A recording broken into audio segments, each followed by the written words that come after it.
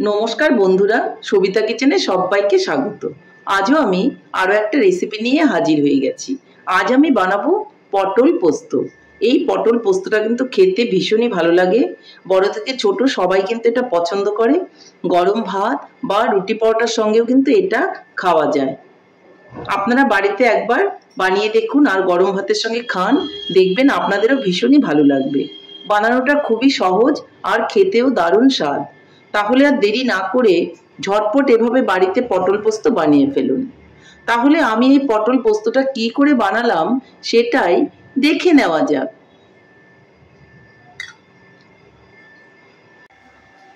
পটল পোস্ত বানাতে গেলে প্রথমে কিন্তু আমাকে পটল নিয়ে নিতে হবে। পটলগুলো দেখুন ছুলে আমি লবণ আর হলুদ মেখে রেখেছি, সেটা আপনাদেরকে দেখানো হয়নি। আর এখানে আমি আলু সরু সরু করে কেটে নিয়েছি। আর আমি নিয়ে নিয়েছি এখানে কাঁচা লঙ্কা আর পোস্ত, এই দুটো আমি একসঙ্গে বেটে নিয়েছি। ঝটপট করে এই পটল পোস্তটা করা যায়, দেখে নিন কিভাবে আমি ঝটপট করে এটা বানিয়ে ফেলছি। এদিকে আমি উনানে একটা কড়াই বসিয়ে দিয়েছি, এতে আমি দিয়ে দিব সর্ষে তেল।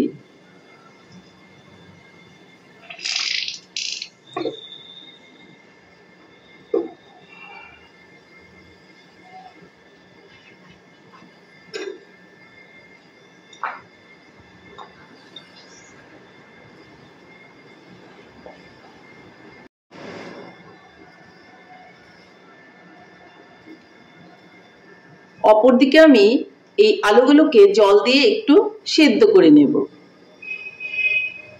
এদিকে তেলটা গরম হয়ে গেছে আর পটলটা আমি হলুদ লবণ মেখে রেখেছিলাম, দেখুন অনেকটাই কিন্তু জল বের হয়েছে। আমি পটলগুলোকে এইভাবে চিপ করে করে কড়াইয়ের মধ্যে দিয়ে দেব।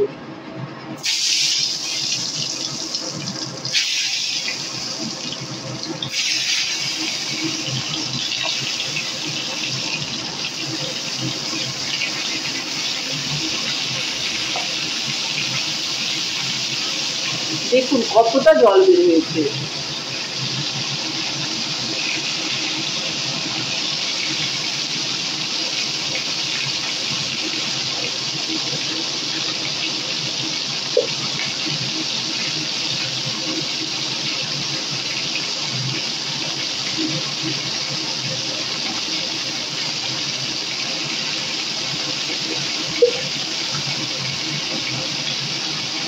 পটলটাকে আমি নেড়ে চেড়ে নেব। একটু ভালো করে আমি পটলটাকে ভেজে নেব।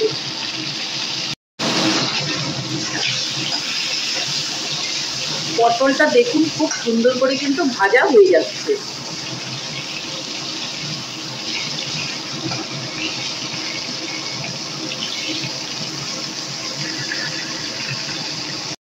পটলগুলো আমার ভাজা হয়ে গেছে, এখন আমি এগুলোকে তুলে নেব।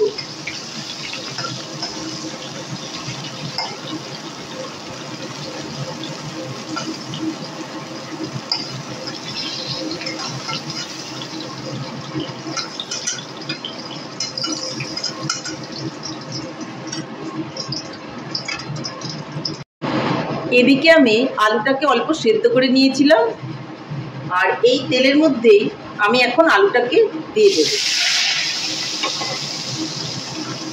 আলুটা একটু নেড়ে চেড়ে আমি ভেজে নেব। এর মধ্যেই আমি দিয়ে দিব অল্প করে লবণ।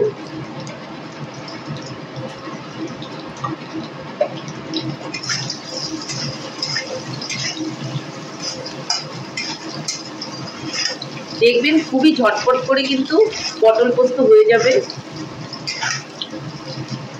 আপনারা তো পটল ভাজা খান, সেই জন্য তো একটু টাইম লাগে। পটল ভাজা ভাজতে যেটুকু টাইম লাগবে সেইটুকু টাইমের মধ্যে আপনি পটল পোস্তও কিন্তু করে নিতে পারবেন। ঠিক এইভাবে আলুটাকে সেদ্ধ করে নেবেন, তাহলে কিন্তু ঝটপট করে হয়ে যাবে। এখন এর মধ্যে আমি দিয়ে দেব অল্প করে হলুদ। হলুদটাকেও আমি নেড়ে চেড়ে নেব। আর আমি যে পোস্ত আর কাঁচা লঙ্কাটা বেটে রেখেছিলাম সেটাকে এখন আমি এর মধ্যে দিয়ে দেব, দিয়ে একটু নেড়ে চেড়ে নেব। আর পটলগুলো যে আমি ভেজে রেখেছিলাম সেগুলোকেও এখন দিয়ে দেব,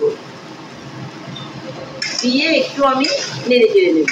খুব বেশি ভাজার প্রয়োজন নেই পোস্তটা।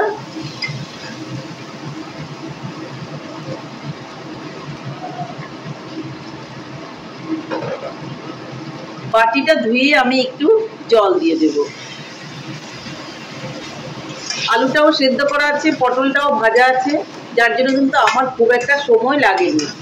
ঝটপট করেই কিন্তু আমার পটল পোস্তটা হয়ে যাবে। এখন পটলের মধ্যে একটুখানি লবণ ঢোকার জন্য বা পোস্তের রসগুলো ঢোকার জন্য কিছুক্ষণ আমি কম আঁচে রেখে দেব।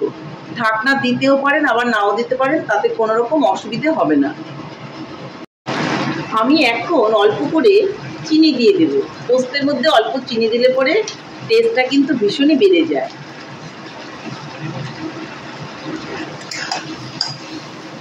আর আমি দিয়ে দিব দুটো কাঁচা লঙ্কা উপর থেকে।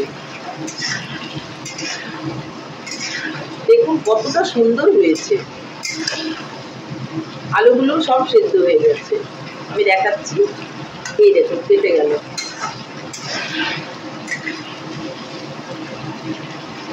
আমার পটল পোস্ত কিন্তু রেডি হয়ে গেছে। এখন আমি এটাকে নামিয়ে নেব। তাহলে বন্ধুরা, আমার পটল পোস্ত ফাইনালি রেডি হয়ে গেছে। দেখুন দেখতে কতটা সুন্দর হয়েছে। দেখতে যতটা সুন্দর হয়েছে খেতেও কিন্তু ততটাই ভালো হয়েছে।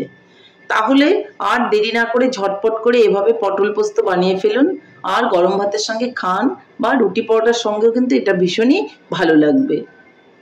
নমস্কার, ভালো থাকবেন, সুস্থ থাকবেন। আবার দেখা হবে আরও একটা রেসিপির সঙ্গে।